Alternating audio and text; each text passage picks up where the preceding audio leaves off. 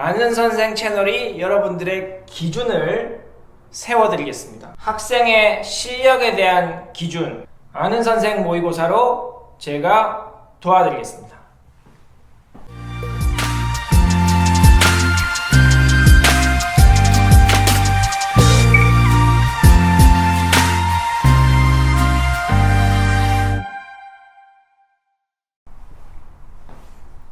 안녕하세요, 아는 선생입니다. 오늘은 우리 한번 시험이 다가오고 있으니까 코로나19가 아직 해결되지 않았지만 시험이 다가오고 있습니다. 그러니까 발표가 일단 제가 살고 있는 지역에서는 6월 중순이나 중하순쯤에 중간고사가 일단 계획되어 있는 걸로 발표되고 있어요. 물론 중간고사가 없는 곳도 있습니다. 하지만 어쨌든 중간고사가 한 달 앞으로 다가왔으니까 한번 이야기를 해보려고 합니다. 중간고사 시험에 대해서, 시험 공부를 어떻게 하는 게 좋은가. 근데 시험 공부를 어떻게 할 거냐, 어떤 정확한 방법을 제가 드리는 건 아니에요. 그러니까 학생들마다 자기 스타일이라는 게 있으니까, 공부하는 방식이 있고, 학원마다 뭐 교습소마다, 과외 선생님들마다 어떤 자기 나름대로의 진행하는 스타일이 있기 때문에 뭐가 맞다, 뭐가 뭐 잘못됐다, 이렇게 이런 뭐 어떤 좋은 방법을 제가 설명드리려고 하는 건 아니고, 그냥 좀 주의해야 할 사항, 그러니까 큰 방향이 이렇게 있다면 반대 방향으로 가지 않아야 한다는 거죠. 그래서 그런 좀 주의해야 할 사항에 대해서 오늘 몇 가지 한번 생각해 볼 예정입니다. 한번 같이 볼까요?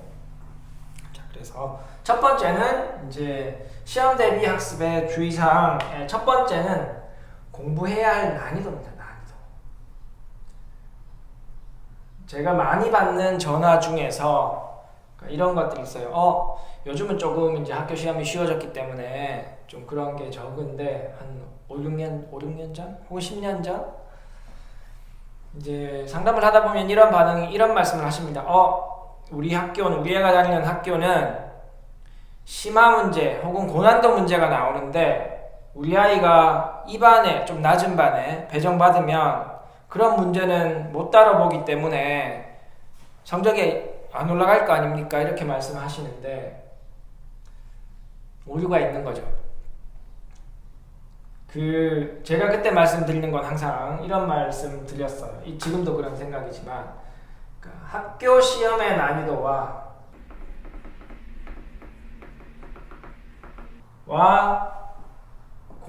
아이가 해야 하는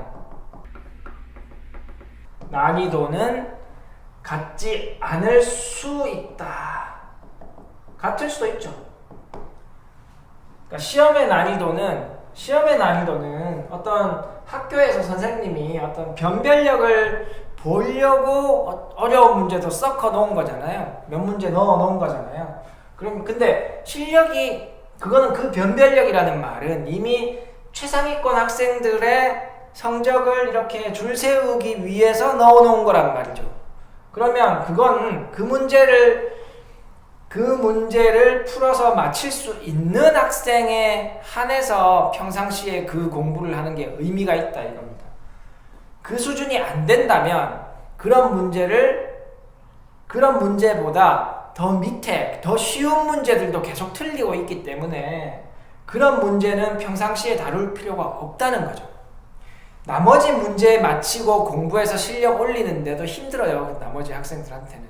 그렇기 때문에 가끔 우리 학교 시험이 너무 어렵게 나와요. 그래서 이런 문제집을 풀어봐야 돼요. 예를 들면 문제집으로 말씀을 드릴게요. 학교 시험 치면 100점이 있어. 100점이 항상 있는 시험이에요. 그런 난이도의 시험, 지역별 편차는 어쩔 수 없이 무시하고요. 100점이 한 명 있는 시험에서 어떤 B라는 학생이 그런 시험에서 자기는 한 80점, 80점에서 왔다 갔다 하는 학생인데, 우리 학교 시험 문제가 너무 어려우니 예를 들면 A급이나 블랙라벨을 풀어야 하지 않습니까? 라고 하면, 풀리도록 해줍니까? 라고 하면 저는 안 풀린다 이거죠.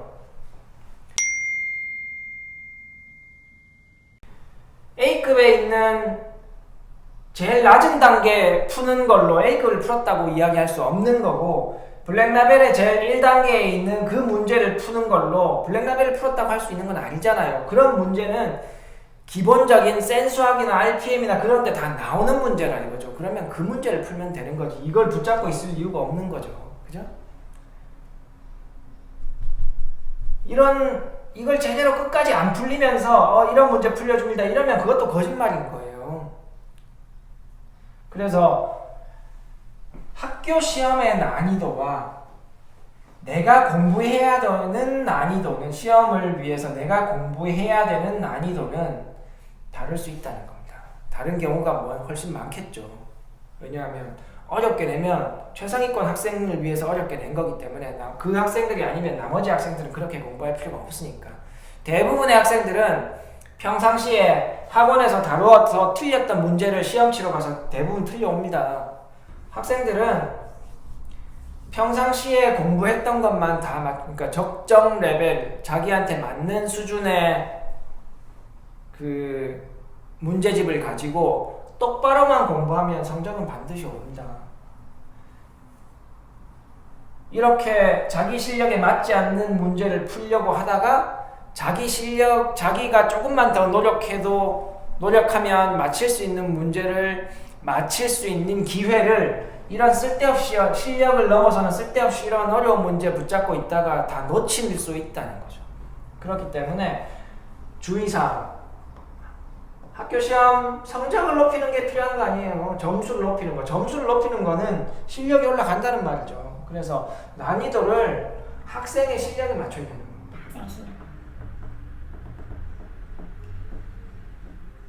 어떤 사교육을 하는데, 예를 들어서 우리 아이가 실력이 너무 없어. 근데 이 학교는 그 정도 어려운 문제 다루고 가야 됩니다. 실력보다 훨씬 어려운 책을 다뤄봐야 됩니다. 이렇게 말한다면 저는 못 믿겠어요. 믿고 보낼 수 없을 것 같아요.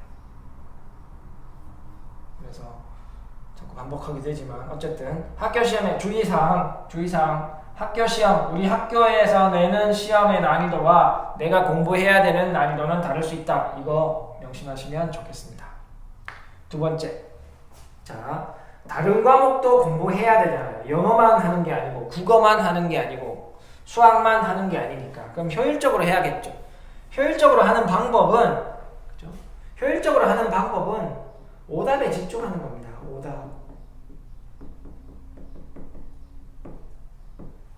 오답에 집중하는 거죠. 새로운 문제를 자꾸 푸는 거는 오답이 몽땅 다 끝난 경우에 하는 거예요. 거의 최상위권만 할 수 있는 거죠. 틀렸던 문제를 이제 풀어봤었던 문제집에서 이제 나는 이거 다 시험 치러 들어가면 맞힐 수 있어. 그러면 내가 안 풀어본 문제집 중에 또 틀리는 문제가 나올 수 있으니까 그것 때문에 안 풀어본 문제집을 푸는 거죠. 그렇지 않다면 오답에 집중해야 되는 겁니다. 대부분 학생들에게 해당하는 거죠. 틀렸던 문제에 집중하고 그 틀렸던 문제의 해결력이 진짜 생겼는지 확인하기 위해서 특정한 문제집을 사서 틀렸던 문제와 동일한 유형을 찾아서 풀어보는 것. 이거는 오답에 집중하는 거지 새로운 문제집을 푸는 게 아니죠. 새로운 문제집을 푸는 건 이제 첫 장 펴가지고 시험 범위에 대해서 1번부터 다시 1쪽부터 푸는 거예요. 그래서 그런 1쪽부터 다시 풀어 들어가는 걸 하려면 지금까지 내가 풀었던 문제 중에 내가 모르는 문제가 없어야 하고 지금까지 풀었던 문제집보다 이 문제집 난이도가 높아야 되는 거죠. 그래서 효율적인 학습 방법은 다른 건 없어요. 여러 권을 푸는 게 효율적인 게 아니라 틀렸던 문제를 진짜 풀어낼 수 있도록 공부하는 게 효율적인 방법이죠. 시간을 적게 쓸 수 있는 거죠. 쓸데없이 아는 문제 풀 필요 없는 거잖아요. 그래서 난이도, 내가 풀어야 하는 난이도와 학교 시험의 난이도는 다를 수 있다. 효율적인 학습, 오답에 집중해라. 틀렸던 문제. 그리고 지난 시간에 복습 어떻게 합니까? 할 때 제가 설명드렸던 것 있죠. 목표 시간, 목표 시기, 여기라면, 그죠? 한번 풀어서 여기까지 맞고 여기가 틀렸으면 시간을 두고 복습을 해서 내가 목표로 하는 이 시기에 진짜 풀었던 문제를, 내가 풀 수 있는 문제, 내가 못 풀었던 문제를, 이제 내가 못 풀었던 문제도 내가 원래 풀 수 있는 수준까지 이렇게 주기적인 복습을 해서 목표 시간에 다 풀 수 있게 해서 가는 게 최선이라 그랬잖아요. 최적화된 방법이라 그랬잖아요. 그렇기 때문에 효율적인 학습은 문제집 새 거 사서 푸는 게 아니라 오답에 집중하고 그 오답을 더 확실하게 풀어낼 수 있게 하기 위해서 뭐 새로운 문제집을 사서 비슷한 유형을 한 번 더 풀어보는 것, 이게 의미가 있는 거죠. 그래서 특히 집에서 혼자 공부하고 있다면 모르겠어요. 얼마나 많은 학생이 집에서 독학을 중고등학생들이 하고 있는지 모르겠죠. 고등학생들은 조금 더 될 거고 중학생들은 좀 더 적을 겁니다. 하지만 어쨌든 집에서 하고 있다면 시험 치러 가기 전에 좀 이렇게 효율적으로 공부를 하면 좋을 것 같고, 기출문제는 사실 그죠? 지난 연도에 나왔던 기출문제를 똑같이 낼 수는 없습니다. 그러니까 기출문제는 작년 걸 풀어봐야 한다 이런 의미는 없는 거예요. 작년 걸 풀어봤냐, 재작년 걸 풀어봤냐 이런 의미는 없습니다. 그렇게 하면 똑같은 문제 못 나와요. 그렇기 때문에 그냥 어떤 스타일의 문제 혹은 어떤 여러 보면 이제 중요한 내용은 어차피 항상 등장하는 거고 그거는 어느 문제집을 통해서도 다 익힐 수 있는 거예요. 그렇기 때문에 그냥 이제 기출 문제를 풀 때에는 이런 스타일로 출제가 되는구나 라고 생각을 하고 한번 풀어보는 거지, 기출 문제를 통해서 실력을 향상시키겠다 그렇게 하면 안 되죠. 수학 실력은 교과서, 문제집, 모르는 부분 찾아가면서 그 다음에 난이도를 높여가면서 실력이 향상되는 거죠. 시험 치기 전에 기출문제 몇 개 풀어봤다고 실력이 올라가거나 그렇지는 않죠. 감을 잡아보기 위해서 한번 풀어보면 나쁘지 않다 이렇게 생각합니다. 그래서 오늘 길진 않았지만 어쨌든 시험 공부 관련해서 한번 좀 주의해야 할 사항만, 어떤 방향으로 공부해야 된다라는 건 제가 어떻게 제시해 드릴 수는 없고 주의해야 할 사항, 난이도 측면과 효율적인 학습 측면, 몰라요. 효율적인 학습 측면이 공부하는 방향을 알려드린 것일 수도 있지만 그건 사실이니까. 그래서 이 두 가지로 오늘 주의사항 한번 말씀드렸습니다. 다음 시간에 뵙겠습니다. 감사합니다. 안녕, 수학 화이팅!